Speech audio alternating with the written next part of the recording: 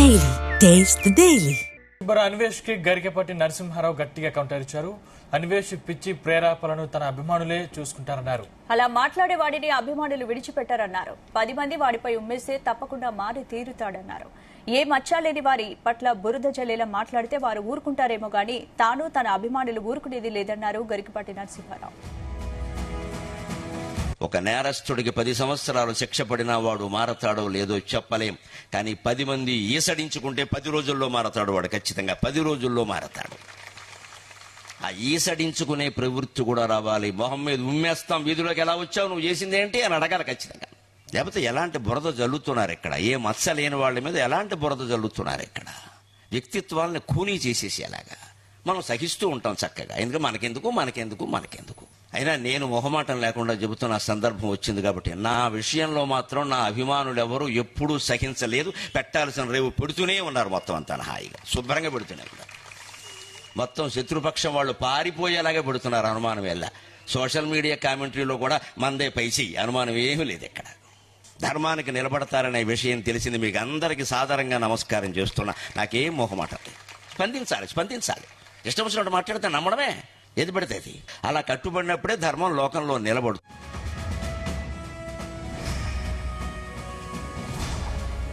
ఇదే అంశానికి సంబంధించి పూర్తి అప్డేట్స్ మా చీఫ్ న్యూస్ కోఆర్డినేటర్ రాధాకృష్ణ అందిస్తారు. రాధాకృష్ణ. గుడ్ ఆఫ్టర్నూన్ స్పందన.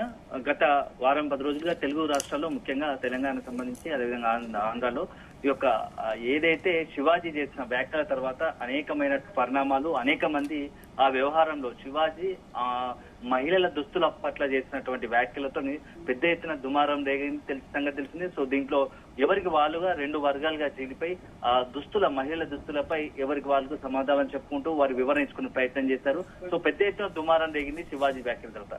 సో ఆ తర్వాత దీంట్లో యూట్యూబర్ అంటే కొద్దిగా అత్యధికంగా సబ్స్క్రైబ్ కలిగినటువంటి యూట్యూబర్ నా అన్వేష్ ఒక్కసారిగా ఈ యొక్క ఎంటైర్ వ్యవహారంలోకి దూర్చి మొత్తం వివాదాన్ని మరింత రాజేశారు. సో ఆయన వ్యాఖ్యలు ఏకంగా కొంత ఏదైతే గరికపాటిని ఉద్దేశించి, అదేవిధంగా ఇతరత్ర అందరు ప్రవచనకర్తను ఉద్దేశించి ఆయన చేసిన వ్యాఖ్యలు పెద్ద ఎత్తున ఒక రకంగా ప్రకంపనలు సృష్టించాయి. సో ఈ నేపథ్యంలో ఇప్పుడు ఏదైతే నా అన్వేష్ గరికపాటి పై చేసిన వ్యాఖ్యల పట్ల 2-3 రోజులు సైలెంట్ గా ఉన్నటువంటి గరికపాటి తనదైన స్థాయిలో వ్యంగ్యంగా ఈ రోజు నా అన్వేషణ్ కు కౌంటర్ ఇచ్చిన పరిస్థితి కనపడుతూ ఉంది.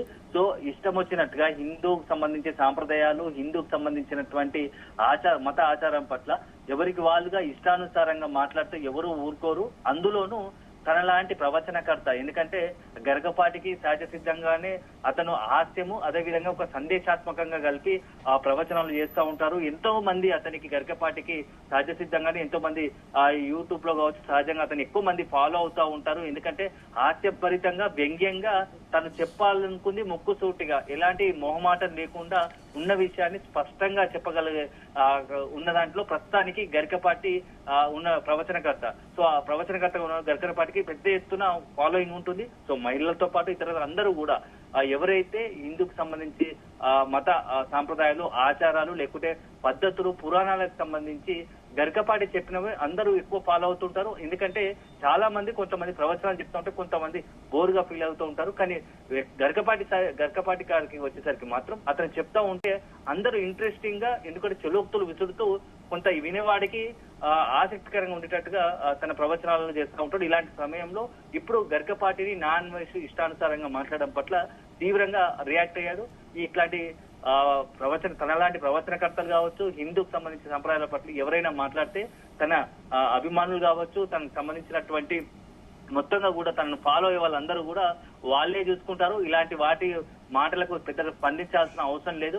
ఎట్టి పరిస్థితుల్లో ఇలా తనను వ్యక్తిగతంగా టార్గెట్ చేసిన, తను చేస్తున్న వ్యాఖ్యలు హిందూ మతానికి కావచ్చు, హిందూ సాంప్రదాయాలకు సంబంధించి ఇష్టానుసారంగా మాట్లాడితే మాత్రం ఎవరు చూస్తూ ఊరుకోరు. అలాంటి విషయం పట్ల చాలా సీరియస్ గా ఉంటానని చెప్పేసి కూడా ఇప్పుడు గరికపాటి చెప్పిన కనిపిస్తుంది. సోషల్ మీడియాలో గరికపాటి మాట్లాడిన బయట పెద్ద ఎత్తున వైరల్ అవుతా ఉంది. సో కొద్ది రోజులుగా చూస్తున్నాం మొత్తంగా కూడా ఈ నాన్ వెజ్ సంబంధించి అనవసరంగా విషయాల్లో ఒక రకంగా ఒక అందరూ అంటే మనం అత్యంత పవిత్రంగా భావించేటువంటి సీతమ్మను తూలనాడడం, అదే సందర్భంలో ద్రౌపది గురించి ఇష్టానుసారంగా నోరు పారేసుకోవడం పట్ల మొత్తంగా కూడా హిందూ సంఘాలు కావచ్చు, ప్రతి ఒక్క ఎవరైతే ఉన్నామో అందరూ కూడా దీనికి సంబంధించి పెద్ద ఎత్తున న్యాయాన్వేషపై ఇటు సోషల్ మీడియాలో అదేవిధంగా బహిరంగంగానే వ్యాఖ్యలు చేస్తారని పంజాగుట్ట ఆ పోలీస్ స్టేషన్ లో కూడా కేసు నమోదైన పరిస్థితి ఉంది. చాలా అంతా కూడా ఒక రకంగా అతను వెంటనే ఒకవేళ కనుక ఇక్కడికి వస్తే అతన్ని అరెస్ట్ చేసే పరిస్థితి ఉంది.